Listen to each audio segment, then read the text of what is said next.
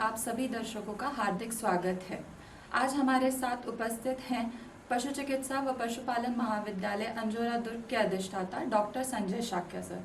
Sir, आपका इस programme में हार्दिक स्वागत है। जैसा कि आप सभी को ज्ञात है कि 28 सितंबर को प्रतिवर्ष हम विश्व रेबीज दिवस मनाते हैं। इसी संबंधित आज हम सर से कुछ जानकारी लेंगे। सर, हम आपसे जानना चाहेंगे कि रेबीज रोग क्या है और रेबीज दिवस क्यों मनाया जाता है।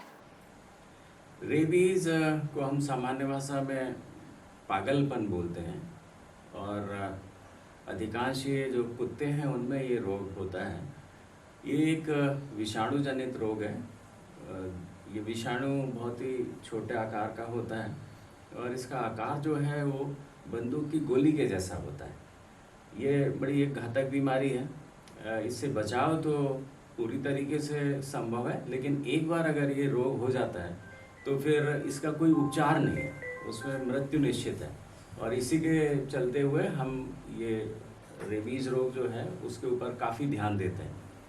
अब विषय है कि 28 सितंबर को ये क्यों मनाया जाता है। तो इसका मुख्य उद्देश्य है कि हम लोगों में रेबीज रोग के प्रति जागरूकता पैदा करें। और साथ ही ये दिन इसलिए चुना गया है कि एक महान वैज्ञानिक हमारे लुईस पास्चर थे जिन्होंने पहली बार इस रेबीज के टीके का आविष्कार किया था।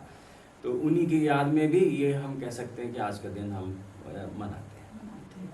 सर, रेबीज रोग कैसे होता है, मतलब कहाँ से फैलता है? रेबीज के फैलने के कारण तो अनेक हो सकते हैं, लेकिन हम भारतवर्ष में देखते हैं, हमारे देश में जो है वो मुख्य कारण है कुत्तों के काटने से ये रोग फैलता है। हमारे देश में यही एक मुख्य कारण है, हालांकि दूसरे देशों में और भी दूसरे कारण हो सकते हैं। तो जो कुत्ते इस रोग से ग्रसित होते हैं वो आसपास के जानवरों को और मनुष्यों को काटना शुरू कर देते हैं और इस रोग को फैलाना करते हैं। सर, तो भारतवर्ष में प्रेजेंट है, क्या छत्तीसगढ़ में भी रेबीज फैला हुआ है? रेबीज वैसे तो पूरे विश्व में ही है, कुछ भागों को हम छोड़ दें तो करीब करीब पूरे विश्व में ही ये रोग पाया जाता है। हमारे देश में भी ये करीब करीब सारे हमारे राज्य हैं वो वहाँ पे ये रोग का प्रकोप है। लेकिन कुछ द्वीप हैं जैसे अंडमान निकोबार, वहाँ पे ये रोग का कोई अभी प्रभाव देखने नहीं मिला है। छत्तीसगढ़ में भी ये रोग हमारे यहाँ है। इस रोग से मरने वालों की संख्या बहुत अधिक है। हम अगर एक आंकड़ा देखते हैं विश्व स्वास्थ्य संगठन का, तो करीब करीब 58 से 60 हज़ार लोग पूरे विश्व में इस रोग से प्रतिवर्ष मरते हैं। और इनमें सबसे ज़्यादा मरने वालों की संख्या हमारे हिंदुस्तान में, हमारे देश में, जहाँ पे 18 से 20 हज़ार लोगों के मरने की आशंका हर साल होती है। तो ये आंकड़े हैं जो बड़ा अभी और भी इनमें बदलाव हो सकता है। विश्व स्वास्थ्य संगठन का एक अनुमान है ये, और इससे हो सकता है कि इससे कहीं और ज़्यादा मनुष्यों में भी मौत होती हो। सर, तो हमारे यहाँ मतलब भारतवर्ष में कुत्ते हर गली में पाए जाते हैं, तो कुत्तों में अगर रेबीज है तो उनके क्या लक्षण हमें देखने चाहिए? कुत्तों में जैसे रेबीज के लक्षण जो है विभिन्न अवस्थाएं होती हैं। हर कुत्ते में वही लक्षण होंगे ये निश्चित नहीं है, लेकिन प्रारंभिक तौर पे जब आप देखेंगे तो उसमें लक्षण जो है वो सामान्य से होंगे कि वो थोड़ा सा कुछ उसमें हल्का सा तेज बुखार दिखेगा या कुछ बेचैनी सी दिखेगी, जिसमें कि वो बहुत खूंखार हो जाते हैं, वो किसी को भी काटने लग जाते हैं। ऐसे कुत्ते जो है उसमें आपको देखोगे तो कुछ लक्षण खास आपको देखने को मिलेंगे कि वो कोई ऐसी चीज़ को जैसे लकड़ी है उसको काटना शुरू कर देते हैं, जो कि सामान्यतः कुत्ते नहीं काटते हैं। फिर वो उनके मुंह से लार बहुत तेज़ी से गिरना शुरू हो जाती है। वो अपने मालिक को पहचानना छोड़ देते हैं, जो रोज़ उनको साथ में होता है उसको भी वो पहचानना छोड़ देते हैं। और आप और अगर लक्षण उसमें देखेंगे तो वो बहुत तेज़ी से इधर उधर बिना किसी उद्देश्य के भागना शुरू कर देते हैं। ये अवस्था जो है बड़ी भयानक है, जब कुत्ते कई किलोमीटर तक यहाँ से वहाँ भागते हैं और रास्ते में जो भी उनको पशु मिलते हैं, मनुष्य मिलते हैं, उनको वो काटते चले जाते हैं। ये अवस्था आने के बाद में धीरे धीरे आप देखेंगे कि कभी कभी कुछ पशुओं में जो है वो लकवा सा मार जाता है, उनका पैर चलना बंद हो जाता है। और कभी कभी एक और अवस्था की जो मैं बात करूं, उसमें ये सारे लक्षण ना होते वो केवल चुपचाप एक कोने में बैठ जाता है और धीरे धीरे उसका जो है वो पूरे तरीके से उसकी जो लड़खड़ा के चलने वाला है और पूरा जो है वो पैरालिसिस हो जाती है उसमें, और ये तो है निश्चित है कि उसमें उसके बाद में पशु की मौत भी हो जाती है। ऐसा कोई कुत्ता अगर मनुष्य को काट ले जो रेबीज ग्रसित है तो उसमें क्या लक्षण दिखाई देंगे? मनुष्यों में कुत्ते के काटने के बाद में जो लक्षण हैं वो हम देखते हैं कि वो मनुष्य में शुरुआत जो है वो बुखार और इस तरीके के ही लक्षण होते हैं जो सामान्य लक्षण हम लोग बोलते हैं, लेकिन धीरे धीरे जो है उस मनुष्य में आप पाएंगे कि वो जिस जगह पे काटा गया है वहाँ पे एक अलग तरीके का उनको वहाँ पे अनुभव होगा, कुछ चीज़ चुभ रही हो ऐसा महसूस करते हैं, और धीरे धीरे ये सिम्टम बढ़ते जाते हैं जब वो मनुष्य जो है वो किसी भी आवाज़ से, किसी भी हवा से कि जो चल रही है उससे भी एक बार को डरना शुरू कर देते हैं, और धीरे धीरे उस मनुष्य में आप देखोगे कि वो पानी से बहुत डरना शुरू कर देते हैं, पानी देख के ही वो घबरा जाते हैं। तो इसको इसी कारण से इस रोग को अंग्रेजी में हाइड्रोफोबिया भी कहते हैं कि पानी भर दिखा देने से वो मनुष्य जो है बहुत ज़्यादा डर जाता है। इसका मुख्य कारण है कि जो शरीर के अंदर की जितनी भी हमारे सांस की नली है या खाने की नली है उसकी सारी जो जितनी मांसपेशियां हैं उनका सबका पैरालिसिस हो जाता है, और ऐसी स्थिति में जब वो पानी पीते हैं या सांस लेते हैं तो उनको बहुत ज़्यादा कष्ट होता है।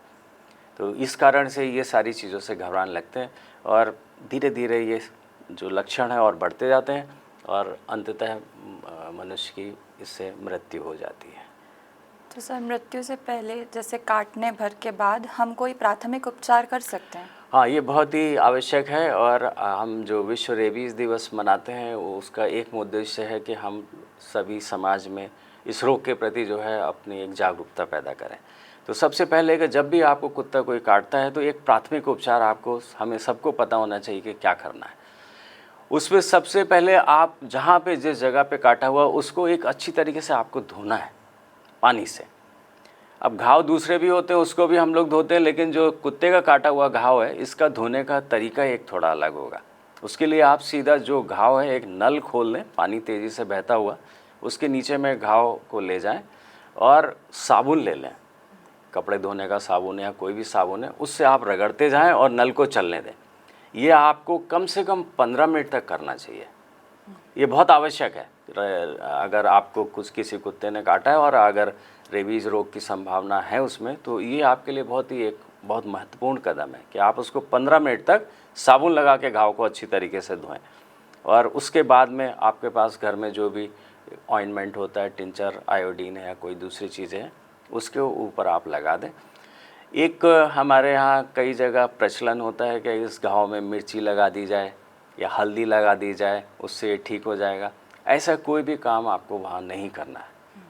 आप ये सब करने के बाद में तुरंत अपने नज़दीक के जो भी आपका अस्पताल है वहाँ जाएं, और एक टीकाकरण का कार्यक्रम है जो हम लोग करते हैं सामान्यतः ऐसे मनुष्यों में जिनको कुत्तों ने काटा है, वो आप टीके ज़रूर ले लें। वो बहुत ही ज़रूरी है कि वो टीके आप समय पे, जो निर्धारित समय है उस पर आप लगवा लें।